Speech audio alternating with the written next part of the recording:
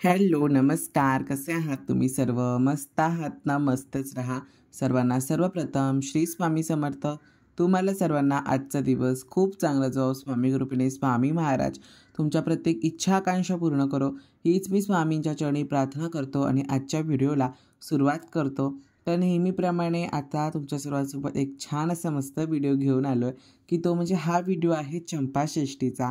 आता हा व्हिडिओ तुम्ही बोला चंपाषष्ठी होऊन गेली आणि आता अपलोड होतो आहे, कारण आता मध्यंतरी आपले आले होते ते म्हणजे मार्गशीर्षचे गुरुवार आणि अजून मध्ये आले होते म्हणजे अजून सुरू आहेत. आता पुढचा जो गुरुवार येईल तो आपला शेवटचा गुरुवार असणार आहे.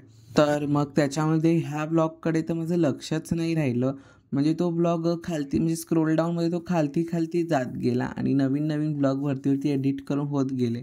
मग आता ब्लॉगचं माझ्याकडे लक्षच नाही राहिलं. मग नंतर आज जरा मी बघत होतो क्लीनअपसाठी, म्हणजे सगळं क्लीन वगैरे नीट करत होतो ना, तर तेव्हा मी बघत होतो तर हा ब्लॉग मला तिथे मिळाला.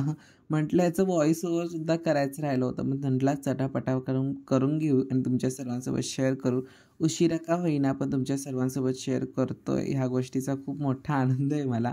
पण म्हणजे तो व्हिडिओ असंच राहणार नाही, तुमच्या सर्वांसोबत नक्की येईल.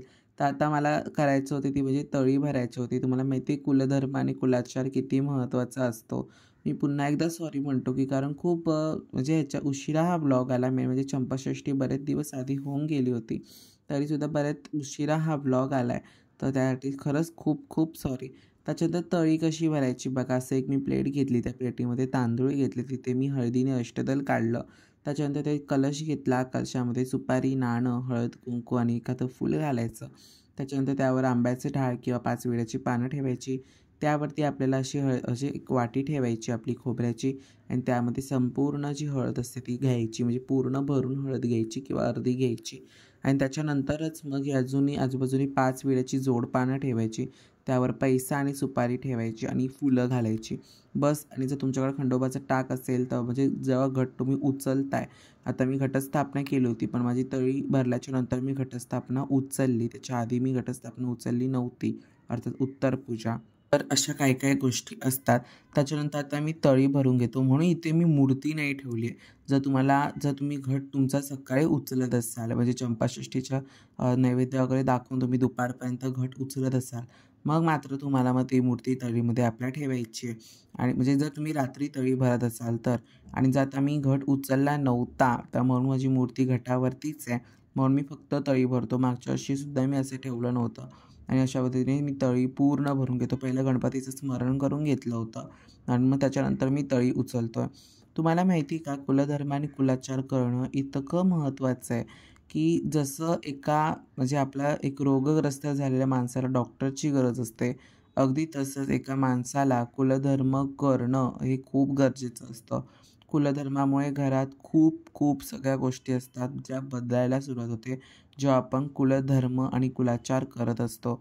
तर आता कुलधर्मामध्ये काय काय करायचं, तर जसे तुमचे कुलदैवत असतात तसे. जर तुमचे कुलदैवत खंडोबा असतील तर तुम्ही अशी दरवर्षी चंपाषष्ठीला अगदी अशा पद्धतीने तळी भरू शकता. वर्षातनं एकदा आपण का नाही देवासाठी वेळ काढू शकत? आपल्याकडे वेळ आपण काढूच शकला पाहिजे, आपल्याकडे काढला पाहिजे वेळ आपण देवासाठी. तर म्हणून अशा पद्धतीने अशी तळी भरायची. मागच्या वर्षीचे सुद्धा जे बरेचसे असे काय काय व्हिडिओ आहेत, तर त्या व्हिडिओमध्ये मी तुमच्या सर्वांसोबत शेअर केलं आहे की कशी तळी भरायची, कसं काय काय करायचं असतं. त्याच्यात बऱ्याचशा अशा ज्या गोष्टी आहेत तोडक्या मोडक्या, तर त्या मी सगळ्या तुमच्या सर्वांसोबत शेअर केल्यात. आणि तळी भरून झाल्यावरती देवालासुद्धा आपण सांगायचं की देवा, जर माझ्याकडनं काही चुकलं असेल तर मला माफ कर. जी काही तोडकी मोडकी म्हणजे मी काही तुझी जी तोडकी मोडकी सेवा केली आहे ना, ती स्वीकारून घे, असं आपण नक्की आपल्या खंडोबारायांना सांगायचं. तर अशा काय काय छोट्या छोट्या गोष्टी असतात आणि त्या गोष्टींकडे आपण प्रत्येक वेळेला आहे ना दुर्लक्ष करतो.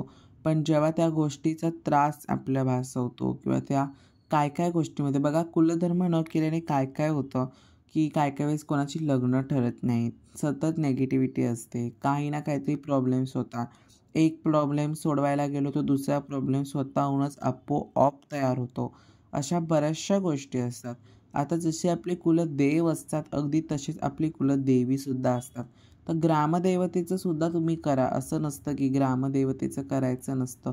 जर तुम्हाला तुमची ग्रामदेवता जरी माहिती नसेल तरी दररोज तुम्ही तुमच्या देवघराच्या इथे ओम ग्रामदैवताय नमो नमः असा या मंत्राचा जाप तुम्ही करू शकता. पुन्हा एकदा तुम्हाला मी सांगतो, ओम ग्रामदैवताय नमो नमः या मंत्राचा सुद्धा तुम्ही जाप करू शकता.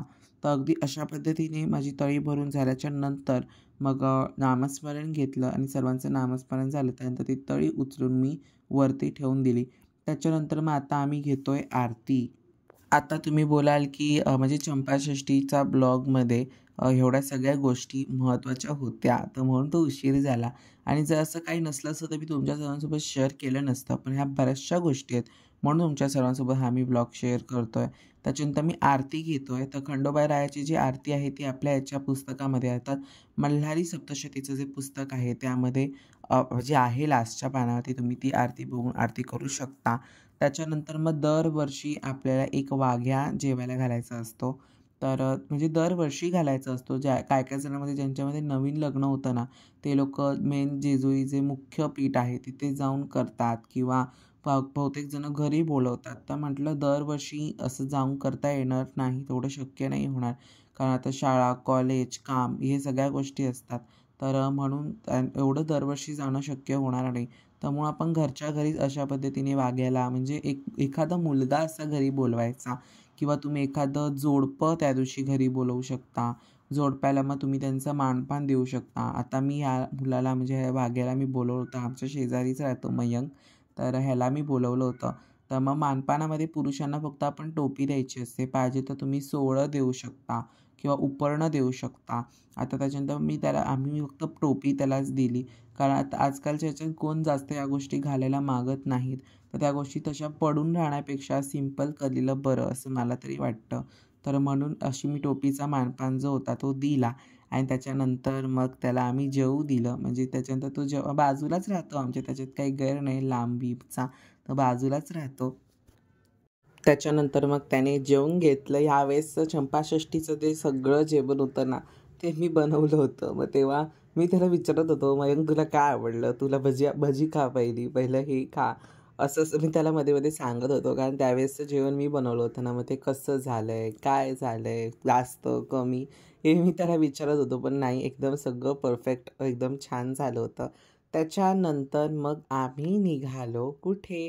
तर हा चंपाषष्ठीच्या दिवशीचा व्हिडिओ नाही आहे. त्याच्या दुसऱ्या दिवशीचा व्हिडिओ आहे, चंपाषष्ठीच्या दुसऱ्या दिवशी. तर आम्ही निघालो होतो घटविसर्जनासाठी. म्हणजे जी काही टोपलीमध्ये आपलं रुजवण आपण घातलं होतं, त्याच्यानंतर खंडोबाच्या माळा, म्हणजे आपण ज्या माळा लावतो खंडोबाच्या वरती, आपल्या 6 दिवसाच्या 6 माळा असतात. तर ज्या आपण माळा लावतो तर त्या माळा होत्या. त्याच्यानंतर अख्खा निर्माल्य वगैरे असं जे जे काय काय होतं ना ते सगळं घेऊन आम्ही गेलो होतो वाळकेश्वरला. माझ्या घरापासून 67ची बस जाते आणि थोडासा वेळ जातो त्याला. एक 20-25 मिनटं जातात बसने सुद्धा. जर ट्रॅफिक असेल तर मे बी जरा जास्त लागत असतील. पण तिथे वाळकेश्वरला आहे ना, जर कोणाच्या ऐकण्यात असेल तर तिथे वाळकेश्वरला एक छोटंसं सुंदर मस्त एक कुलदेवतेचं मंदिर आहे. अर्थात माझ्या किंवा अखंड महाराष्ट्राच्या कुलदेवतेचं तिथे मंदिर आहे, की ते म्हणजे खंडोबारायाचं मंदिर आहे तिकडे. आणि ते मंदिर इतकं म्हणजे इतकं सुंदर आहे. म्हणजे त्या मंदिरात मी पहिल्यांदाच गेलो होतो. म्हणजे पप्पा माझे जाऊन येऊन आले असतील, पण मी, मम्मी, मन्विता आम्ही तिघंजण आहे ना, पहिल्यांदाच गेलो होतो. इतकं सुंदर आहे मंदिर इथे. खूप छान आहे बघा. श्री जय मल्हार, श्री खंडेराय मंदिर.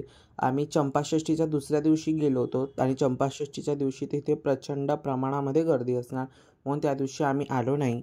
खूप छान आहे मंदिर. तुम्ही नक्की या. वाळकेश्वरला हे मंदिर आहे. त्याच्यानंतर हे बघा आहे आतमध्ये असं होतं. त्याच्यानंतर आम्ही हे एक ताट घेतलं होतं बाहेरनंच.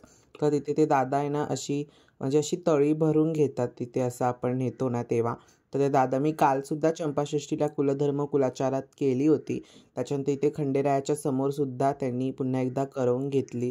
त्याच्यानंतर असं म्हणजे असं केलं ना की जरा छान वाटतं माझ्या मनाला सुद्धा. आणि तळी भंडारा भरणं कुलधर्मामध्ये प्रामुख्याने पहिल्या टप्प्यावरती येतं तळी भंडारा भरणं.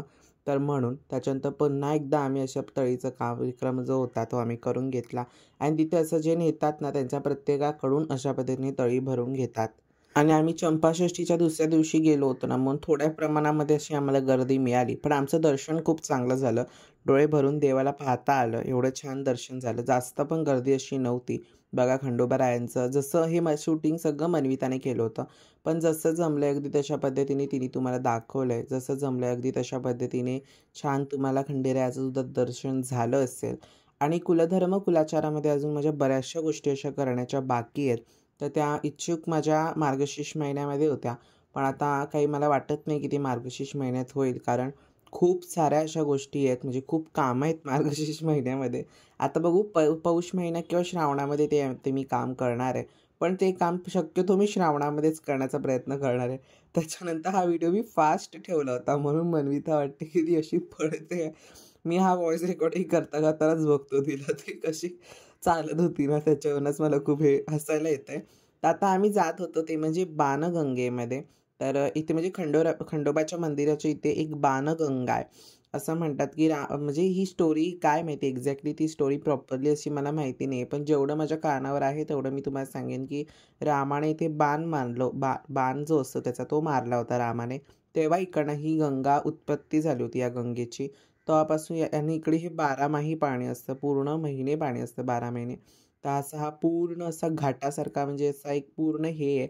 आणि बाजूला असं एक काशीचा मठ आहे. म्हणजे जी काशीची थीम आहे, म्हणजे आपली जी काशी विश्वनाथची ती थीम आहे ना, तशी एक्झॅक्ट तशी तिथे थीम आहे. म्हणजे खरंच सांगतो, मला खूप छान वाटलं इथे येऊन. एकदम प्रसन्न, एकदम भारी वाटलं.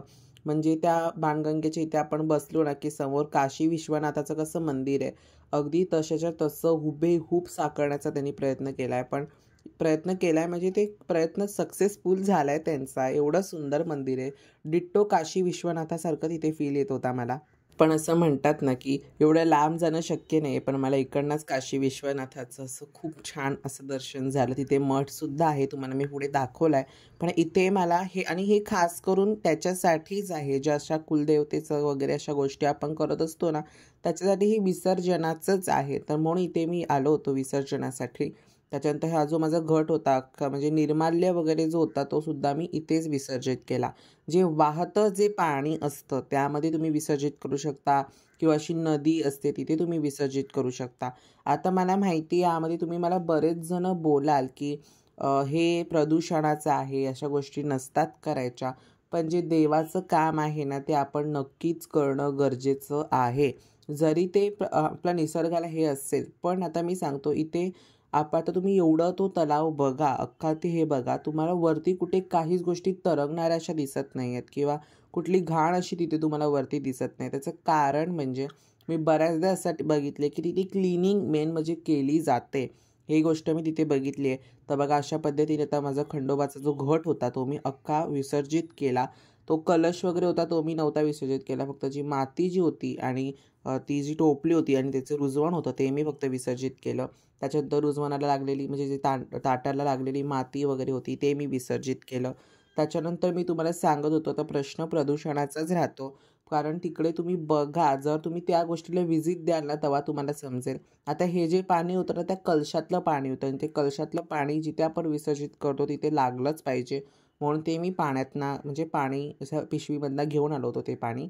कारण आता मला माहिती आहे की आता हा जो मी निर्माल्य ह्यामध्ये विसर्जित करणार आहे की त्याच्यावरनं बऱ्याचशा अशी माणसं असतील. आता माझंसुद्धा म्हणजे ते एक बरोबरच बोलणार, ते जे बोलणार ते सुद्धा बरोबरच आहे की अशाने निसर्गाची हानी होते किंवा अशा गोष्टी होतात. परंतु जे देवाचं कार्य आहे ते आपण करणं गरजेचं आहे. आणि इकडचं जे आहे ना तुम्ही नंतर बघा, मी पूर्ण तो असा राऊंड होता तेव्हा तो मी फिरलो होतो. पण तिथे मला कुठेही अशी घाण किंवा असं काही मला दिसलं नाही. कारण तिथे क्लिनिंगचं काम असू शकतं म्हणून ह्या सगळ्या गोष्टी तिथे नाही आहेत. आणि जर अशा ठिकाणी जर क्लिनिंग असेल तर आपल्या निसर्गाला काहीच हानी होणार नाही, जरी माणसाने असं काही विसर्जित त्यामध्ये केलं तर. हा माझं पर्सनल मत आहे. याच्यावरती तुम्हाला काय वाटतं मला नक्की सांगा. त्याच्यानंतर अशा पद्धतीने छान असं मस्त ते फुलोरा वगैरे होता तो विसर्जित केला. त्याच्यानंतर मग असं सुंदर छान बघा ते मंदिर तुम्हाला दिसलं का काशी विश्वनाथासारखं आहे. सध्या तिथे आता पुन्हा काम सुरू आहे मे बी. तसं आम्ही सगळेजण आलो होतो आणि थोड्या वेळ आम्ही म्हणजे आपला घट जो होता तो आम्ही विसर्जन केल्यानंतर थोडा वेळ बसलो. पण खरंच सांगतो एकदम पॉझिटिव्ह असं फील आलं. सेम काशी विश्वनाथाची अशी फील म्हणजे हे वाटत होते की काशी विश्वनाथासारखं इथे. पण खूप छान आहे. त्याच्यानंतर असा पूर्ण तिथे पायऱ्या आणि पायऱ्या होत्या गोलाकारमध्ये. आणि पूर्ण तुम्ही ही जी नदी आहे, आता हे जे तलाव आहे तर ते तुम्ही पूर्ण बघा, तुम्हाला किती क्लीनअप दिसतंय. तर हाच तर तिथे फरक आहे. जिथे ओरिजिनल तर समुद्रावरती जर तुम्ही बघायला जाल तर तिथे किती वेगवेगळ्या गोष्टी आहेत. तर ह्या क्लिपमध्ये तर तुम्हाला स्पष्टपणे सगळं दिसत असेल. एवढं छान आहे तिकडे. तुम्ही एकदा तरी नक्की व्हिजिट द्या. बघा हे आहे ते काशी मठ. त्यांनी त्या मठाला नाव दिलं आहे काशी मठ असं म्हणून नाव आहे. त्याच्या पुढे तुम्हाला मी ते मंदिर दाखवलं आहे. खूप खूप खूप सुंदर मंदिर आहे. मी तुम्हाला स्वतः रिकमेंड करेन की तुम्ही येत्या वेळेस ना सकाळच्या वेळेला या. आता आम्ही संध्याकाळी असं निघालो होतो, पण बसच्या कारणामुळे आम्हाला काही लवकर येता आलं नाही. पण मी तुम्हाला सांगेन की तुम्ही सकाळच्या वेळेला इथे येण्याचा जास्तीत जास्त प्रयत्न करा.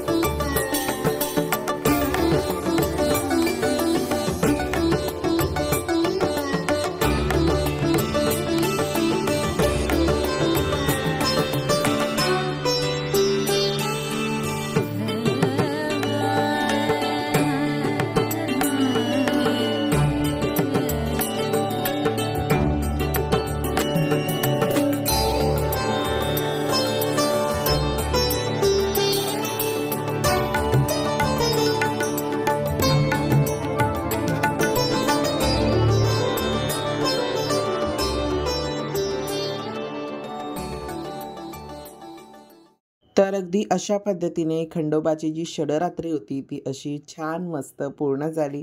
नेहमीप्रमाणे तुम्हाला सर्वांना व्हिडिओ आवडला असेल तर चॅनलला लाईक करून सबस्क्राईब करायला विसरू नका. पुन्हा भेटूयात अशा उद्याच्या एका नवीन व्हिडिओमध्ये. तोपर्यंत सर्वांना बाय आणि सर्वांना श्री स्वामी समर्थ. आणि जरी तुम्हाला यात काय प्रश्न असेल तर तुम्ही नक्की कमेंट करा, त्याचं उत्तर मी तुम्हाला नक्की देईन. श्री स्वामी समर्थ.